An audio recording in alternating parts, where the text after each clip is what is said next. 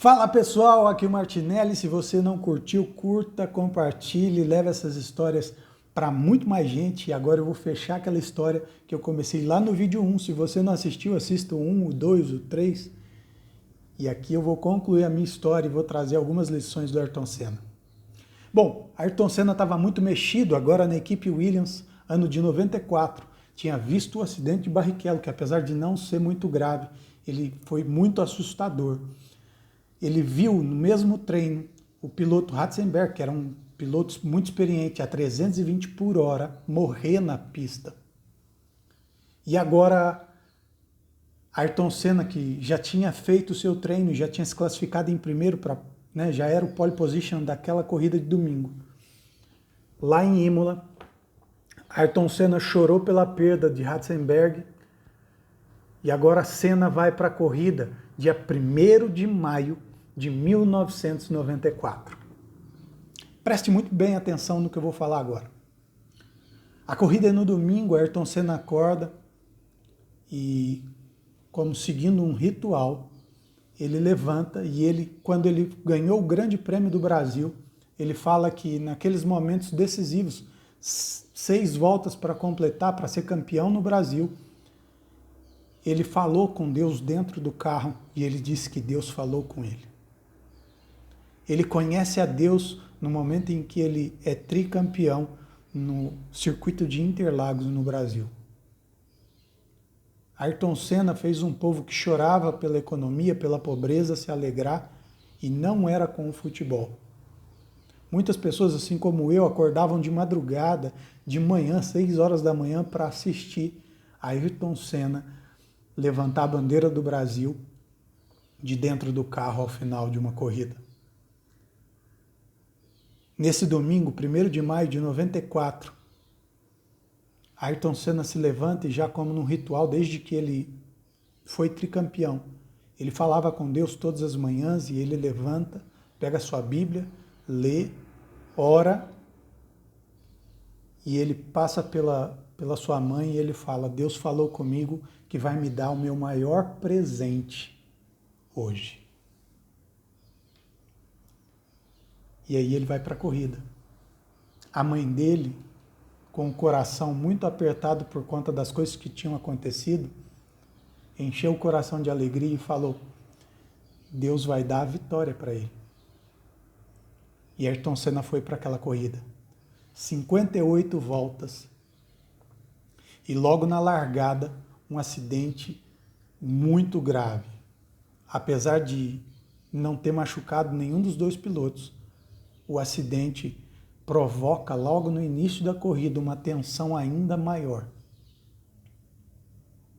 Na 6ª volta das 58 que viriam pela frente, Ayrton Senna está na ponta agora.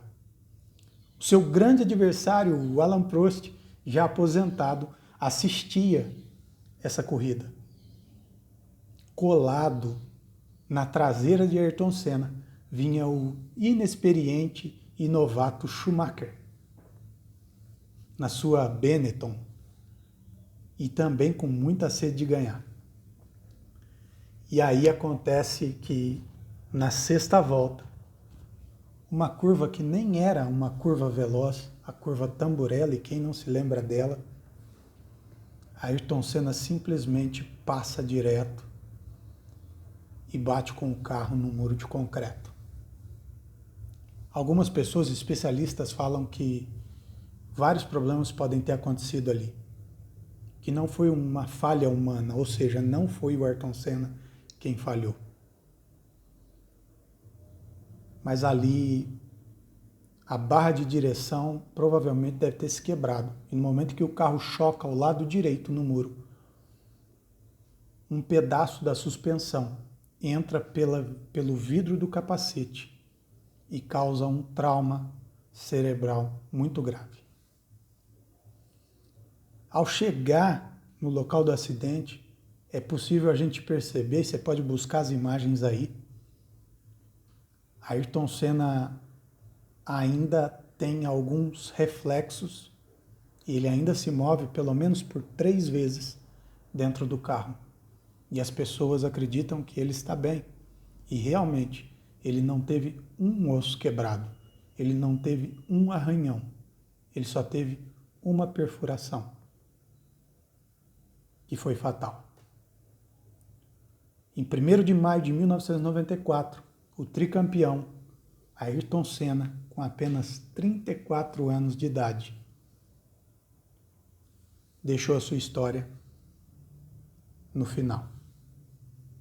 Martinelli, que lições eu posso aprender com isso?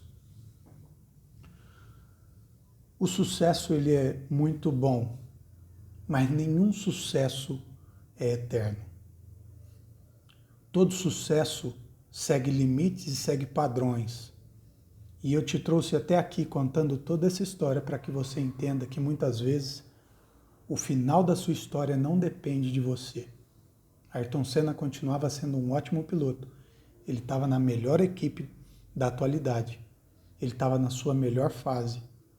Mas um problema que não dependia dele parou a história dele. Martinelli, mas o que acontece quando a história de alguém muito grande termina?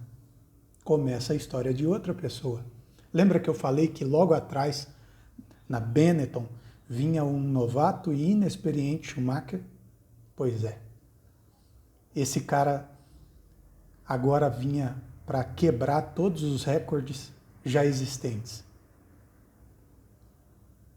Se por um lado Alain Prost, o grande nome daquela época, tinha sido 4 vezes campeão e se aposentou, Ayrton Senna, que era tricampeão e vinha para o seu 4º campeonato, para naquele momento.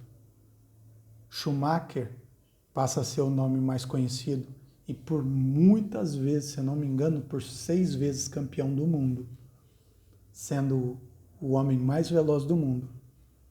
No momento em que se aposenta, também para. E não foi só a velocidade do carro, mas foi a velocidade esquiando. Homens que gostam de velocidade, de desafio, que são eternamente campeões, entenderam que existe uma pausa e um momento de parar para tudo. Se por um lado Alain Prost parou no momento certo e Ayrton Senna parou no lugar onde ele mais se enxergava vivo, que eram as pistas, Schumacher parou no auge de sua carreira, mas ainda assim deixou de ser o grande Schumacher. Todas as vezes em que a gente vai falar de sucesso, a gente vai falar de pessoas que viveram uma fase e pense em sucesso como um foguete. Você vai gastar muito combustível, vai gastar muita energia para alcançar o topo. Mas vai chegar a hora em que esse combustível vai acabar. E aí você escolhe ficar em órbita, ou seja, pairando pelo sucesso, ou voltar. Martinelli, eu ainda não entendi que lição boa ficou nisso, porque eu até chorei aqui, mas eu não entendi que lição boa fica disso. Eu não sei dos outros campeões, Schumacher ou do Alain Prost, até porque Alain Prost criticava muito Senna, porque Senna acreditava em Deus, mas Ayrton Senna falou com Deus. E Deus falou para ele que iria dar o maior presente da vida dele. E eu acredito que isso tenha acontecido. Se para você a morte é um limitador,